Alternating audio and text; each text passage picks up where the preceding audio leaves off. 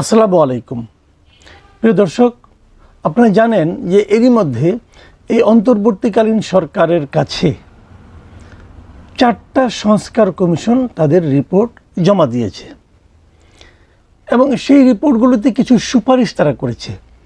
সুপারিশটা কেন? ওই ক্ষেত্রে কিছু সংস্কার প্রস্তাব তারা করেছে, মানে যেভাবে চলছিল ওই ক্ষেত্রগুলো সেভাবে চলা উচিত নয়, আরও কিছু চেঞ্জ করতে হবে, কিছু বাদ দিতে হবে, কিছু যোগ করতে হবে, এই ধরনের প্রস্তাব তারা দিয়েছে। এর মধ্যে আমি বেশি গুরুত্বপূর্ণ বিবেচনা করে সংবিধান সংস্কার কমিশনের প্রস্তাবগুলো নিয়ে দুদিন আগে আমি কথা বলেছি। আজকে আমি আরেকটা গুরুত্বপূর্ণ বিষয়, সেটা হলো নির্বাচন ব্যবস্থার সংস্কার। সেই সংস্কার কমিশন কি কি প্রস্তাব দিল এবং সেই প্রস্তাবগুলো কেমন হলো, এটা নিয়ে একটু সংক্ষিপ্ত আলোচনা করতে চাই। বেশি বড় আলোচনা করা যাবে না, কারণ আমাদের সময়ও কম এবং অনেকগুলি বিষয়। যদি আমরা প্রয়োজন হয় তাহলে একাধিকবার আলোচনা করব, একাধিক পর্বে আলোচনা করব। আমি বলতে গেলে এই কমিশনটার উপর মোটামুটি আশাবাদী ছিলাম। আমার কাছে মনে হয়েছিল এটা একটা ভালো কমিশন হয়েছে, কারণ এখানে আমাদের যারা ছিলেন এদের অনেককে আমি ব্যক্তিগতভাবে চিনি এবং তাদের উপর আমার খুব বেশি আমি আশাবাদী ছিলাম যে ওনারা এই সেক্টরগুলো নিয়ে দীর্ঘদিন ধরে কাজ করছেন। বিশেষ করে বদিউল আলম মজুমদার সাহেব, ওনাকে আমি খুবই পছন্দ, আমার একজন মানুষ উনি, এবং উনি এটা নিয়ে দীর্ঘদিন ধরে কাজ করছেন। ওখানে ডক্টর জাহিদুর রহমান আছেন, উনিও আমার খুব পছন্দের মানুষ। তো আমি এদের কাছ থেকে একটা ভালো কিছু আশা করেছিলাম, কিন্তু আমি আসলে বলতে বাধ্যই হচ্ছি আমি বেশ হতাশ হয়েছি।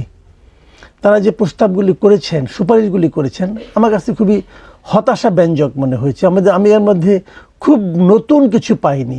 আমাদের নির্বাচনের যে আগের যে ব্যবস্থাগুলি ছিল, আগে যে নিয়মকানুনগুলি ছিল, নির্বাচন কমিশনের যে ক্ষমতা ছিল, সেগুলো কাগজে কলমে এক ধরনের ছিল। কিছু এখানে ঘাটতি ছিল, সেই ঘাটতিগুলো এরা পূরণ করবে ভেবেছিলাম। যেগুলো নাকি আমার কাছে অগণতান্ত্রিক মনে হয়েছিল সেগুলো তারা দূর করে দেবে সেরকম ভেবেছিলাম, কিন্তু ওরকম পাইনি। ভালো কিছু ছিল, ভালো কিছু পেয়েছি, একদম ভালো পাইনি বলবো না, কিন্তু আমার কাছে যেন হতাশাগুলি খুব তীব্র আকার ধারণ করেছে। আমি দু একটা জায়গায় আপনাদের এগুলো নিয়ে বলতে চাই। যেমন ওনারা নির্বাচন কমিশন গঠন নিয়ে কথা বলেছেন, কিন্তু কিভাবে গঠন হবে সে সম্পর্কে সুনির্দিষ্ট কোনো বক্তব্য আমি এখানে পাইনি।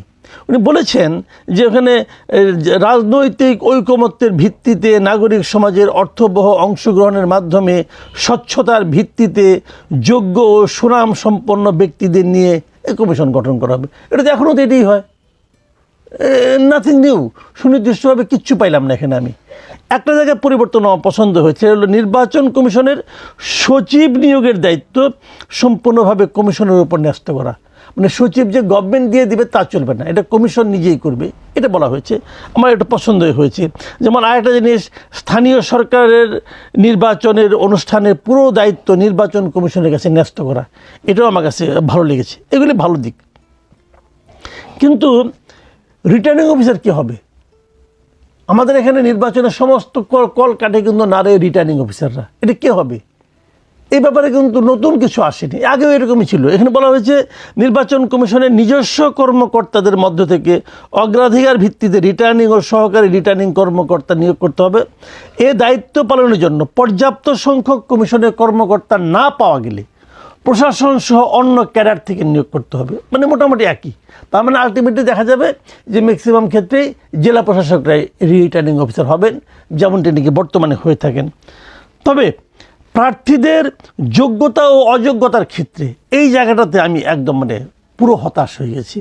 আমার কাছে মনে হয়েছে এরা বুঝি একটা মোটিভেটেড একটা কিছু করার চেষ্টা করে, একটা সিদ্ধান্ত নিয়ে রেখেছিল, আমরা এই কাজটা করব, আমরা এই দলটাকে বাদ দেব, আমরা যোগ্য স্বতন্ত্র প্রার্থীদেরকে আসতে দেব না, যে এই ধরনের একটা চিন্তা এদের মধ্যে কাজ করেছে বলে আমার কাছে মনে হয়েছে। আমি আপনাদের যেমন একটা কথা বলি আপনাকে, আগে যেমন কি ছিল যে স্বতন্ত্র প্রার্থীদের ক্ষেত্রে 1% ভোটারের সিগনেচার লাগতো, যে ওই এলাকায় যত ভোটার আছে তার 1% ভোটার স্বাক্ষর দিয়ে বলবে যে অমুককে স্বতন্ত্র প্রার্থী হওয়ার জন্য সে প্রস্তাব করছে।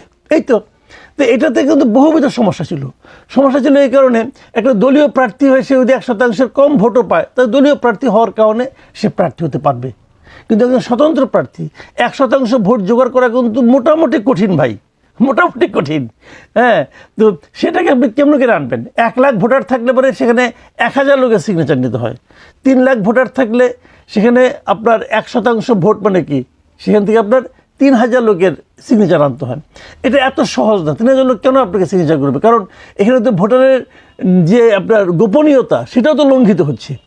আমি যখন এক্সকে ভোট দেওয়ার জন্য প্রস্তাব করি, নির্বাচনে অংশ নেওয়ার জন্য প্রস্তাব করি, তখন কিন্তু লোকে ধরেই নেয় আমি ওর সমর্থক। এবং তখন আবার আরেকটা ঝামেলা হয় কি, তাকে যদি কেউ বিপজ্জনক মনে করে, তাহলে প্রভাবশালী কেউ এসে একজন এই 3000 লোকের মধ্যে একজনের উপর প্রেশার ক্রিয়েট করে যে তুমি যে বলবা যে তোমার সিগনেচার না, এটা তোমার সিগনেচারটা নকল করে নিয়েছে। সে যে বললো পুরো ব্যাপারটা ক্যান্সেল হয়ে গেল। এ ধরনের ঘটনা হয়েছে কিন্তু এর আগে। তো এই নিয়মটা আমার কাছে অগণতান্ত্রিক মনে হয়েছে। একজন লোক ইলেকশন করতে চায়, তাকে আপনি করতে দেবেন না কেন? সে 10টা ভোট পেলে পাবে, এটা তার ইচ্ছা, তার ইলেকশন করার অধিকার তার আছে। সে ভোটের জন্য যে খরচ, এই খরচের হিসাবে তো সে জামানত দিচ্ছে, প্রবলেম তো নাই কোনো। কিন্তু ওনারা একটা নিয়ম করেছেন যে 1% ওনারা বলেছেন যে স্বতন্ত্র প্রার্থীদের ক্ষেত্রে 1% ভোটারের স্বাক্ষর জমা দেওয়ার বিধানের পরিবর্তে 500 ভোটারের সম্মতির বিধান করতে হবে। এবং এক্ষেত্রে একক কিংবা যৌথ হলফনামার মাধ্যমে ভোটারদের সম্মতি জ্ঞাপন করতে হবে। হলফনামা করতে হবে, কিন্তু প্রত্যেকে আলাদা আলাদা হলফনামা দিতে পারে, সবাই একসঙ্গে দিতে পারে। 500 লোক হলফনামা দিবে ভাই, এটা not a matter of joke. আর এখানে ভোটারের নিরাপত্তাটা থাকলো কোথায়? এটা তো আপনি করতে পারেন। এটা কী করলো রে ভাই, আমি তো কিছু বুঝলাম না।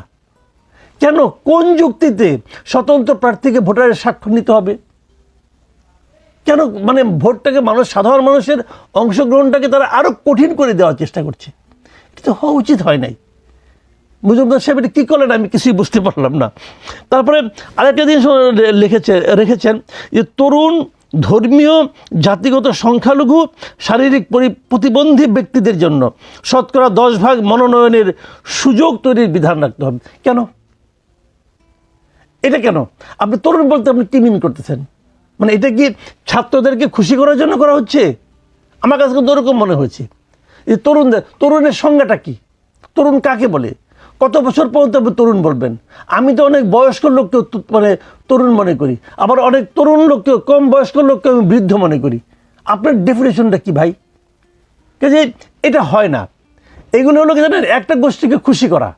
এবং এটা বোঝাই গেছে যে স্টুডেন্ট যে ছাত্র আন্দোলন যারা করেছে, বৈষম্য ছাত্র আন্দোলন, এদেরকে খুশি করার জন্য ওনারা এটা করেছেন। তার প্রমাণটা আমি দিচ্ছি। তার প্রমাণটা হলো, দেখেন ওনারা আরেক কতগুলি কথা বলেছেন। সেটা হলো, কোনো আদালত কর্তৃক ফেরারি আসামি হিসেবে ঘোষিত ব্যক্তিকে প্রার্থী হওয়া থেকে বিরত রাখতে হবে। কেউ একজন আদালতে তাকে হাজির হতে বলা হয়েছে, হাজির হয়নি, তাহলে সে ফেরারি হয়ে গেল, তাকে ভোট দিতে দেওয়া যাবে না। অনেক সময় এমন হয় যে নির্যাতনের হাত থেকে বাঁচার জন্য অনেকে কিন্তু হাজির হন। যেমন তারেক রহমান ফেরারি আসামি ছিল, তার সবগুলো মামলা বাতিল হওয়ার আগ পর্যন্ত। তো সে ইলেকশন করতে পারবে না। কেন পারবে না? তো এই যে বিষয়গুলো, সে যদি ইলেকশন পাস করতে আসলে পরে তখন তার মধ্যে মামলা তার মতো করে চলবে। সে হয়তো এখন মনে করছে আসলে পরে তাকে বিচারের আওতার বিচারের নামে তার উপর টর্চার করা হতে পারে, তার জীবন ঝুঁকির মুখে পড়তে পারে না। তাহলে সেটা আপনি কীভাবে বাতিল করবেন? আবার বলা হচ্ছে যে নৈতিক স্খলনজনিত অপরাধে বিচারিক আদালতে দোষী সাব্যস্ত ব্যক্তিকে নির্বাচনে অযোগ্য ঘোষণা করা হবে। তাই বিচারিক আদালত, কিন্তু এটা উচ্চ আদালতে যে এটা নাও থাকতে পারে। যেমন আপনি ধরেন এই যে বাবর সাহেব, উনি বিচারিক আদালতে দোষী সাব্যস্ত হয়েছেন, উচ্চ আদালতে যে খালাস পেয়ে গেছেন। তারেক রহমান, খালেদা জিয়া বিচারিক আদালতে দোষী সাব্যস্ত হয়েছেন, উচ্চ আদালতে যে খালাস পেয়ে গেছেন। তাহলে কোনটা সত্য? উনি নৈতিক ওনার অপরাধী সত্য নাকি ওই নিষ্পাপেরা সত্য? তাহলে ওই বিচারিক আদালতের রায়ের পরে তাকে আপনি ইলেকশন করতে দিবেন না কেন? তাহলে এটা তো এমন হতে পারে যে যদি বিচারিক আদালতের ওপর যদি সরকারের নিয়ন্ত্রণ থাকে অথবা কোনো একটা গোষ্ঠীর নিয়ন্ত্রণ থাকে, তারা ওই লোকটাকে নির্বাচনে বাইরে রাখার জন্য তো তার উপরে এই কাজটা করতে পারে। তাকে একটা বিচারিক আদালতে রায় ম্যানেজ করে ফেলাইলো। বাংলাদেশে এটা হয়।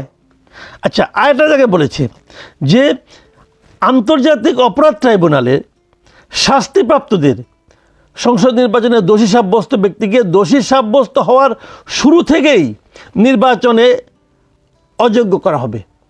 আবার বলা হয়েছে যে গুরুতর মানবাধিকার, বিচার বহির্ভূত হত্যা, গুম, খুন, অমানবিক নির্যাতন, সাংবাদিক, মানবাধিকার কর্মীদের উপর হামলা ইত্যাদি এবং গুরুতর দুর্নীতি, অর্থ পাচারের অভিযোগে গুম কমিশন বা দুর্নীতি দমন কমিশন আন্তর্জাতিক অপরাধ কর্তৃক অভিযুক্ত হলে তাদেরকে বাধ্য হবে। অভিযুক্ত হলে কিন্তু মাথায় রেখেন, মানে কেউ অভিযুক্ত হলো তাহলেই তাকে নির্বাচনের বাইরে রাখতে হবে। কেন? দুদক তো অনেককে অভিযুক্ত করে, পরে তো চূড়ান্ত বিচার প্রমাণ হয় সে সত্য না। কারণ অভিযুক্ত হলেই তাকে আপনি নির্বাচন করতে দেবেন না, এটা কেমন কথা? এগুলো দেখে কি মনে হয়? মনে হয় নাকি যে আগামী নির্বাচনে যাতে আওয়ামী লীগ নির্বাচন করতে না পারে সেই ব্যবস্থা তারা করছে। মানে বিশেষ একটা গোষ্ঠীকে নির্বাচনের বাইরে রাখার মতলব থেকে এ ধরনের একটা সংস্কার তারা করতে যাচ্ছে, অথবা বিশেষ একটা গোষ্ঠীকে খুশি করার জন্য তারা এই ধরনের কাজ করতে যাচ্ছে। ভাই, আপনারা নির্বাচন ব্যবস্থার সংস্কার করতেছেন, এটা তো কেবল আগামী নির্বাচনকে সামনে রেখে না, আগামীতে যত নির্বাচন আসবে সকল নির্বাচনের জন্য প্রযোজ্য একটা ঘটনা আপনারা ঘটাতে যাচ্ছেন। তো এটা কি কোনো সংস্কারের কোনো প্রস্তাবনা হতে পারে? আপনার ধারণা দেখে মনে হচ্ছে যে আগামী যে আসন্ন যে নির্বাচন, এই নির্বাচনকে মাথায় রেখে এটা আপনারা করছেন। আপনাকে তো সেই কাজ করতে বলা হয় নাই। আপনাকে একটা দীর্ঘমেয়াদী আগামী 15 বছর, 20 বছর, 50 বছর পর্যন্ত নির্বাচনটা কীরকম হবে তার একটা রূপরেখা আপনাদেরকে প্রস্তাব করতে বলা হয়েছে। আপনি এটা করলেনটা কি? আমি খুবই হতাশ। আমার মনে পড়ে যখন ওনাকে প্রধান বানানো হলো, বদিউল আলম মজুমদারকে, উনি তখন একটা অনুষ্ঠানে বলেছিলেন যে আগামী নির্বাচনে যদি আওয়ামী লীগ নির্বাচনে না থাকে তাহলে সেই নির্বাচনকে উনি নিরপেক্ষ হয়নি অথবা অবাধ